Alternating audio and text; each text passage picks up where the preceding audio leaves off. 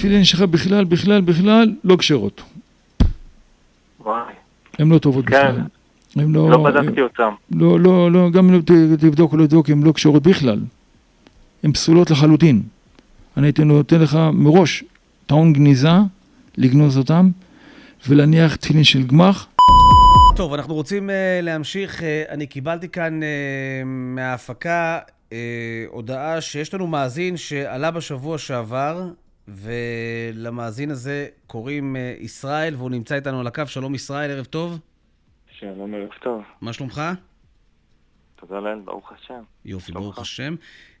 ישראל, אני מבין שבשבוע שעבר הרב אמר לך שאתה צריך לגנוז את התפילין, ושלח אותך, אפילו לא אמר לך לבדוק את התפילין, הוא אמר לך חד משמעית לגנוז את התפילין.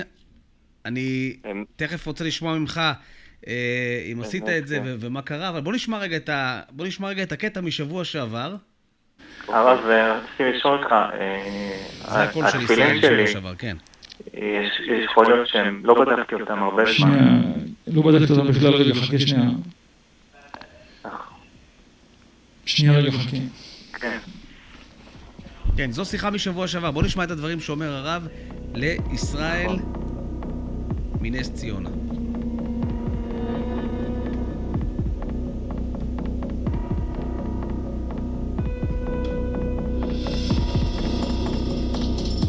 התפילין שלך בכלל לא כשרות.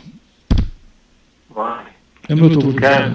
לא בדקתי אותם. לא, גם אם תבדוק או לא תבדוק, הן לא כשרות בכלל. הן פסולות לחלוטין. אני הייתי נותן לך מראש טעון גניזה, לגנוז אותם, ולהניח תפילין של גמח, ואם תרצה תפילין תדבר איתנו, אנחנו נפנה אותך לתפילין מעודרות. טוב, אלה הדברים שהרב אמר בשבוע שעבר לישראל, שהתפילין לא כשרות, והוא ממליץ לו אפילו לא לבדוק, אלא לגנוז. ישראל, אתה הקשבת למה שהרב אומר? כן, אני עדיין כולי בהלם. כל מילה שהרב הוציא מהפה אמת. לקחתי את התפילין לסופר סתם, שיבדוק אותם. כל מה שאמר הרב אמת לאמיתה.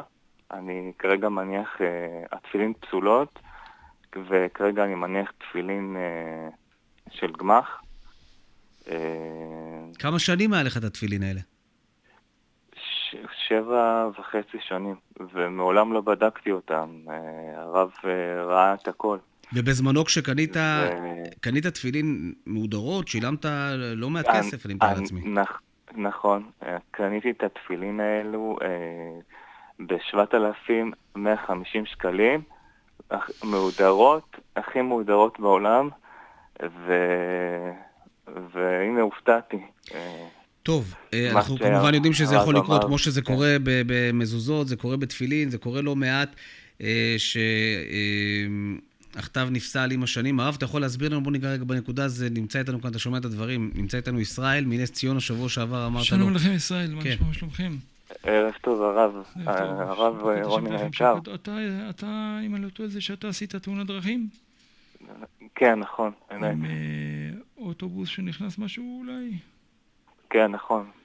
שהקדוש ברוך הוא ישלח לך רפואה שלמה בכל רמה חברך ושעשה דרך אריכות יום שנות חיים. בעזרת השם שהכל יבוא למקום בשלום. אתה מתעסק, אם אני לא טועה, בגינון.